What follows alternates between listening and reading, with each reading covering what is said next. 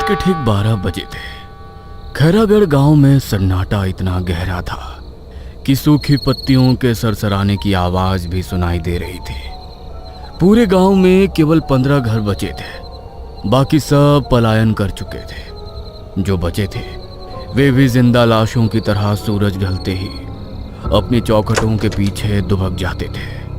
वजह गांव का वो घना मकई का खेत और उसके बीच में खड़ा एक पुराना बिजुका।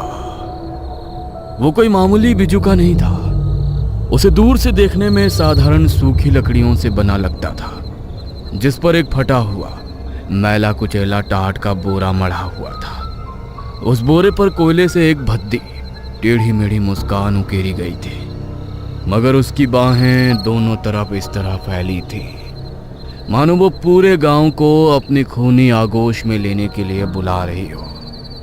गांव वालों का मानना था कि पिछले 1 साल में गांव में जो 7 लोग अचानक बिना किसी सुराग के गायब हुए हैं, उन्हें कोई इंसान या जानवर नहीं बल्कि वही बिजुका निगल गया है। ऐसी परिस्थिति में गांव में रहने वाले शिवनाथ जी अचानक गायब हो गए तो ये खबर सुन शहर में रहने वाला उनका पोता राघव पहली बार इस पुश्तैनी गांव आया था। वह आधुनिक विचारों वाला शहर की चकाचौंध में पला बढ़ा युवक था। जब वो गांव आया तो उसने गांव के बुजुर्गों से ये सुना कि रात को उस खेत की तरफ देखना भी मौत को दावत देना है और उसके दादाजी भी खेतों से ही गायब हुए हैं। तो उसके भीतर का युवा मन इस बात को स्वीकार नहीं कर पाया। उसने ठान लिया था कि वो इस डर के पीछे छिपे सच को सामने लाएगा और गांव वालों के दिलों से इस वहम को हमेशा के लिए खत्म कर देगा। उस रात आसमान में काले बादलों ने चांद को इस तरह ढक रखा था कि केवल धुंधली सी रोशनी आ रही थी। राघव एक धारदार कुल्हाड़ी और तेज रोशनी वाली हैवी ड्यूटी टॉर्च पकड़ी और अपने पुश्तैनी मकान का दरवाजा खोलकर बाहर निकल आया। अचानक एक ठंडी हवा का झोंका आया। राघव सिहर गया। जैसे ही राघव ने मकई के खेत की सीमा पर कदम रखा, एक अजीब सी महक सीधे उसकी नाक से टकराई। ये महक सड़े हुए मांस और खून की मिलीजुली बदबू थी। राघव का जी मचलाने लगा। उसने अपनी आस्तीन से नाक को ढका और आगे बढ़ने लगा। मकई के पौधों ने एक भूल भुलैया का रूप ले लिया था। टॉर्च की रोशनी जब उन पत्तों पर पड़ती तो वे अजीब से लग रहे थे। वो धीरे धीरे संभल कर खेत के ठीक बीचों बीच बने उस साफ हिस्से की तरफ बढ़ा जहां वो बिजुका खड़ा था। जैसे जैसे वो करीब आ रहा था, मौसम इतना ठंडा हो गया कि राघव के मुंह से भाप निकलने लगी थी। आखिरकार वो उसके पास पहुंच गया। टॉर्च की तेज रोशनी सीधे बिजुका के चेहरे पर पड़ी। रोशनी पड़ते ही वो बिजुका मुस्कुराया। उस बिजुका के टाट के फटे हुए चेहरे पर खून लगा था और उससे भी भयानक बात यह थी कि बिजुका के लकड़ी के पैर के पास मकई के पत्तों के ढेर में गांव के लापता उसके दादाजी का सड़ा हुआ हाथ पड़ा था, जिसकी उंगलियों में अब भी सोने की वो अंगूठी चमक रही थी जो वो हमेशा पहनते थे। ये सब देख राघव के पैर जैसे जमीन में जम गए। उसका दिल तेजी से धड़क रहा था। भय की एक ठंडी लहर उसकी रीढ़ की हड्डी से होते हुए पूरे शरीर में फैल गई, लेकिन उसने खुद को संभाला। कांपते हाथों से कुल्हाड़ी को कसकर पकड़ा और पूरी ताकत से चिल्लाया, कौन है इसके पीछे? कोई जानवर या साइको किलर छिपा है यहाँ? बाहर आओ, मैं डरने वाला नहीं हूं, सामने आओ। राघव की आवाज मकई के घने खेत में गूंज कर गायब हो गई। उसके चिल्लाने के तुरंत बाद अचानक हवा का चलना पूरी तरह बंद हो गया। अंधेरे में सन्नाटा छा गया। तभी उसी खामोशी को चीरती हुई एक बेहद भारी, सूखी और जमीन पर कुछ घसीटने की आवाज आई। राघव ने झटके से अपनी टॉर्च को उस खंभे की तरफ घुमाया जहां बिजुका बंधा हुआ था। टॉर्च की रोशनी वहां पड़ते ही राघव की चीख उसके हलक में ही फंस गई। वो खंभा खाली था। बिजुका को बांधने वाली रस्सियां कटी हुई जमीन पर बिखरी पड़ी थीं। वह लकड़ी का ढांचा जो कुछ पल पहले तक बेजान खड़ा था अब वहां नहीं था। तभी एक बेहद ठंडी सड़ी हुई सांस उसकी गर्दन पर महसूस हुई। डर के मारे राघव के रोंगटे खड़े हो गए। उसने धीरे धीरे पीछे मुड़कर देखा और अपनी टॉर्च की रोशनी सामने की तरफ चमकाई। सामने वही बिजुका खड़ा था, लेकिन अब वो बेजान नहीं था। उसकी ताट की आंखों के सुराखों की जगह लाल आंखें चमक रही थी। बिजुका ने अपने सूखे नुकीले तिनकों और कंटीली लकड़ियों से बने हाथ को धीरे से ऊपर उठाया। इससे पहले कि राघव कुछ समझ पाता या पीछे हट पाता, बिजुका ने अपना हाथ आगे बढ़ाया और राघव के बाएं कंधे को दबोच लिया।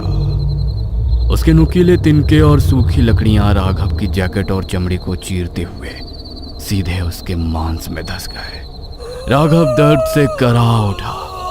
मौत को अपने इतने करीब देखकर उसने बिना सोचे समझे अपनी पूरी ताकत इकट्ठा की और दाहिने हाथ में पकड़ी कुल्हाड़ी से बिजुका के पेट पर एक जोरदार प्रहार किया। कुल्हाड़ी की धार सीधे बिजुका के पेट को चीरती हुई पार निकल गई। टाट का वो पुराना बोरा बीच से पूरी तरह फट गया।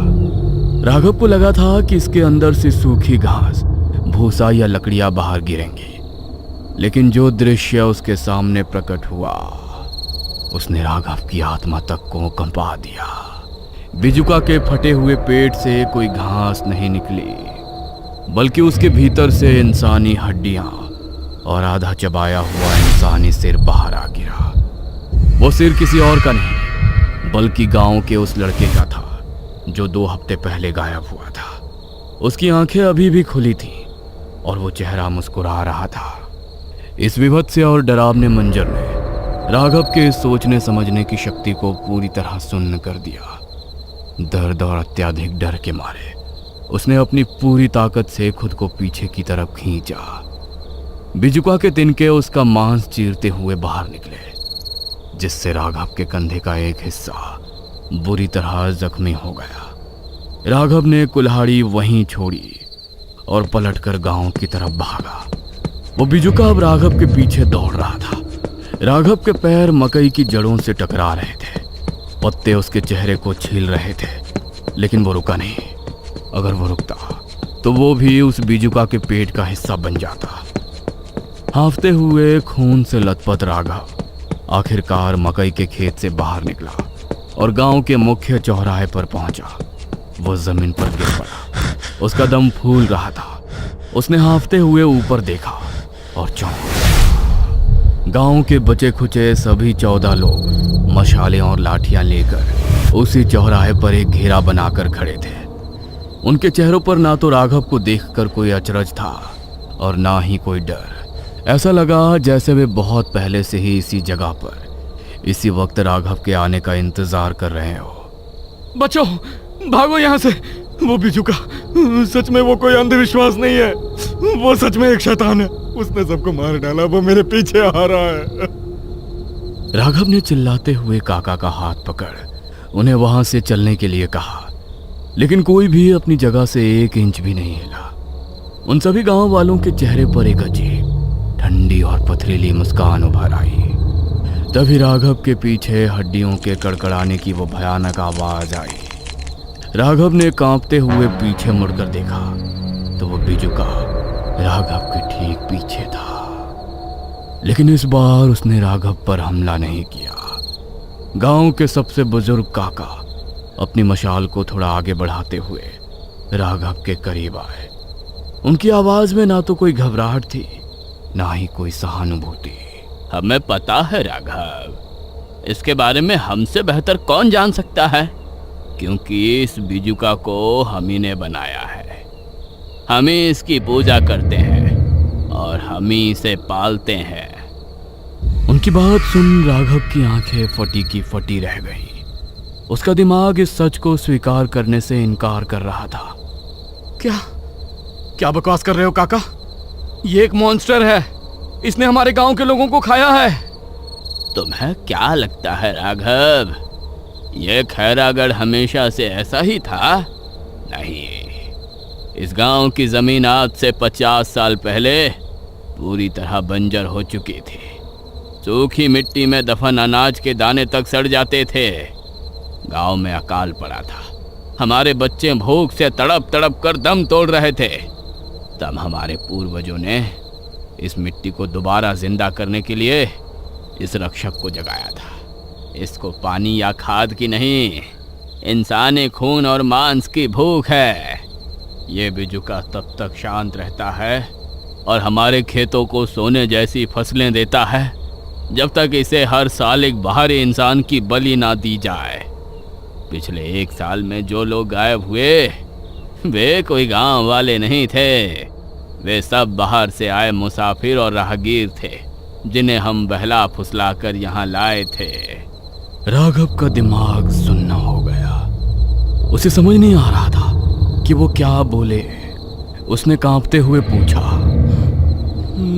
लेकिन मेरे दादाजी वो तो यहीं के थे, फिर उनकी मौत? शिवनाथ इस पूरे खेल का हिस्सा था राघव, लेकिन इस साल फसलें ज्यादा बड़ी थी तो बिजुका की भूख भी बढ़ गई। उसने शिवनाथ को ही अपना ग्रास बना लिया। लेकिन बिजुका का एक नियम है, अगर वो इस गांव के किसी खून को लेता है तो उस खून की भरपाई उसी के वंशज से होनी चाहिए। शिवनाथ गायब नहीं हुआ। हमने खुद उसे बिजुका के हवाले कर दिया था ताकि वो तुम्हें यहाँ बुलाने का जरिया बन सके। राघव ने खौफ और बेबसी से पीछे खड़े उस बिजुका की तरफ देखा। बिजुका ने अपने कंटीले हाथों को उठाया और उसके टाट के चेहरे की जगह वहां राघव के सगे दादा शिवनाथ का सड़ा हुआ चेहरा लगा हुआ था। वे मर चुके थे, लेकिन फिर भी उनका वो चेहरा राघव को अपनी आंखों से घूर रहा था।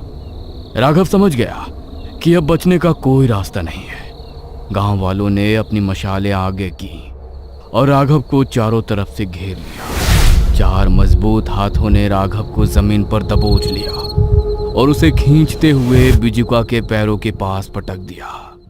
अगली सुबह जब सूरज उगा और खैरागढ़ के मकई के खेत सबसे ज्यादा हरे भरे और लहलहाते हुए दिखाई दिए, मगर उस खेत के ठीक बीचों बीच पुराने बिजुका के बगल में एक नया थोड़ा लंबा बिजुका खड़ा था, जिसके टाट के चेहरे के पीछे से राघव की आंखें पूरी दुनिया को अपने खौफ से निहार रही थी। गांव फिर से समृद्ध हो चुका था और खैरागढ़ का रहस्य हमेशा के लिए उस मकई के खेत में दफन हो गया।